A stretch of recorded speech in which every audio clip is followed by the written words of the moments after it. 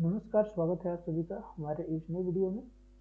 यह वीडियो जो बोर्ड के विद्यार्थी हैं उनके लिए है, जो क्लास 12वीं के जियोग्राफी सब्जेक्ट से हैं उनके लिए स्पेशल वीडियो है, ठीक है। तो ये दरअसल मैं एक सीरीज चलाने वाला हूँ जिसमें 28 नंबर जो आपके MCQ होते हैं, ठीक है। मध्य प्रदेश के जो बोर्ड है उसमें 28 नंबर का जो आपका जियोग्राफी सब्जेक्ट से आता है MCQ, तो उसी से संबंधित ये सीरीज होने वाला है, ठीक ना। तो अगर ये वीडियो मेरा सही रहता है तो फिर अगर आप लोग रिक्वेस्ट करेंगे तो फिर अगला वीडियो इसके बारे में बनाया जाएगा। तो इसमें मैं MCQ के बारे में आपको बताऊंगा कि आप MCQ आप कैसे तैयार कर सकते हैं और किस तरीके से आपके MCQ बोर्ड में आते हैं, ठीक है। तो चलिए बिना समय जाया किए स्टार्ट करते हैं, लेकिन उससे पहले आपको कुछ जानकारी जानना आवश्यक है। ये जो मॉडल पेपर है, प्रश्न पत्र, आप अगर देखना चाहते हैं तो जाकर के मध्य प्रदेश की ऑफिशियल वेबसाइट माध्यमिक शिक्षा मंडल है, वहाँ से जाकर के मॉडल पेपर यहाँ क्लिक करके आप इसको देख सकते हैं, ठीक है। चलिए स्टार्ट करते हैं, आप लोगों को दिखाता हूँ। पहला क्वेश्चन आप लोगों को स्क्रीन पर दिख रहा होगा। सही विकल्प का आपको इसमें चुनना है, आर्थिक भूगोल की शाखा है, ठीक है। इसमें बताना है कि आर्थिक भूगोल जो होता है वो किसकी शाखा है, आर्थिक भूगोल की कौन सी शाखा है। क्या आर्थिक भूगोल चिकित्सा से संबंधित है, क्या निर्वाचन से संबंधित है, या सैन्य से, या कृषि से, ठीक है। तो अगर आप लोगों ने इसके बारे में अगर कुछ भी थोड़ा भी अगर पढ़ा होगा तो आप लोगों को पता होगा कि इसका चिकित्सा से कोई संबंध नहीं है, निर्वाचन से भी इसका कोई संबंध नहीं है, और कृषि से संबंधित है, और सैन्य से भी इसका कुछ संबंध नहीं है, ठीक है। तो इसका आप अगर कुछ लॉजिकल से भी आप अपना अगर लॉजिक भी लगाना चाहते हैं तो उससे भी आपको पता हो जाना चाहिए, क्योंकि इसमें बात किया गया है भूगोल का, ठीक है, और आर्थिक भूगोल जिससे अर्थव्यवस्था से संबंधित है। अर्थव्यवस्था में आपको पता होगा कि जो प्राथमिक, द्वितीयक और तृतीय अर्थव्यवस्था में हमारे योगदान देते हैं। तो प्राथमिक में कृषि से संबंधित रहता है, द्वितीय उद्योग और तृतीय सेवा से संबंधित रहता है। चिकित्सा है तो वो सेवा से संबंधित है, लेकिन वो अर्थव्यवस्था से संबंधित है, भूगोल से संबंधित एकदम नहीं है। तो भूगोल से संबंधित कौन सी है, कृषि है, ठीक है। तो इसका आंसर क्या होगा, आंसर नंबर सी, ठीक। अगला क्वेश्चन क्या दिया गया है, अगला क्वेश्चन दिया गया है निम्नलिखित में से कौन सी एकल कृषि नहीं है। तो आप लोगों को बताना है कि इसमें से कौन सी एकल कृषि नहीं है, ठीक है।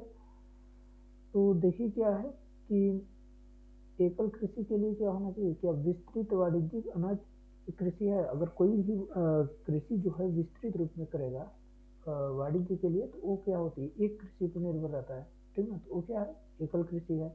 रोपड़ की कृषि रहती है, वो कैसी कृषि है, रोपड़ कृषि भी आपकी जो है एकल कृषि एकल कृषि नहीं आती है। और जो आपकी डेयरी कृषि है ये कैसी है, ये भी डेयरी कृषि भी एकल कृषि है। लेकिन मिश्रित कृषि जो है वो एक से अधिक, इसमें जो कृषि आप कृषि कार्य करते हैं तो इसमें एक से अधिक होता है, इसलिए इसको जो है एकल कृषि नहीं कहेंगे, ठीक है। तो आंसर नंबर क्या होगा, डी। अब अगला क्वेश्चन पर चलते हैं। अगला क्वेश्चन क्या दिया गया है, निम्नलिखित में से किस प्रकार के कृषि में खट्टे रसदार फलों की कृषि की जाती है। अब आपको बताना है कि किस प्रकार की कृषि में खट्टे रसदार फलों की कृषि की जाती है। तो क्या है कि इसका आंसर जो होगा तो भूमध्य सागरीय कृषि होगा, ठीक है। ऑप्शन क्या क्या दिया गया, भूमध्य सागरीय दिया गया है, सहकारी दिया गया है, बाजारी कृषि, सब्जी कृषि है, या रोपड़ कृषि। तो इसका जो खट्टे रसदार पदार्थ होते हैं वो जो भूमध्य सागर है उसके आसपास वाले इलाके में पाया जाता है। तो इसका आंसर क्या होगा, भूमध्य सागरीय कृषि होगा, ठीक। अगला चलते हैं, क्या दिया गया है, राष्ट्रीय युवा नीति आरंभ की गई थी।